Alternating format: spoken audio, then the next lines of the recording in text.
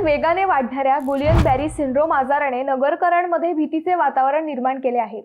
सध्या नगर जिल्ह्यात या आजाराचा एकही रुग्ण आढळलेला नसला तरी पुणे नगर दरम्यान मोठ्या प्रमाणावर नागरिकांची ये-जा असल्याने संभाव्य धोका लक्षात घेता आरोग्य विभागाने तातडीने प्रतिबंधात्मक उपाययोजना हाती घेतल्या आहेत। जिल्हा शल्य चिकित्सक नागनाथ चव्हाण आणि महापालिका आयुक्त यशवंत डांगे यांनी मंगळवारी आरोग्य विभाग, शासकीय व खासगी रुग्णालयांच्या अधिकाऱ्यांसोबत तातडीची बैठक घेतली।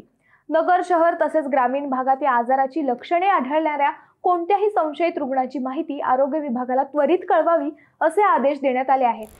GBS हा संसर्गजन्य आजार नसल्याने नागरिकांनी घाबरून जाण्याची कारणे नाहीत असे आरोग्य विभागाने स्पष्ट केले आहे। मात्र हा आजार मुख्यतः मज्जासंस्थेवर परिणाम करणारा असल्याने लक्षणे आढळून वेळीच उपचार घेणे अत्यंत गरजेचे आहे। नगर शहरातील 7ही आरोग्य केंद्रातील वैद्यकीय अधिकाऱ्यांना सतर्क राहण्याच्या सूचना देण्यात आल्या आहेत।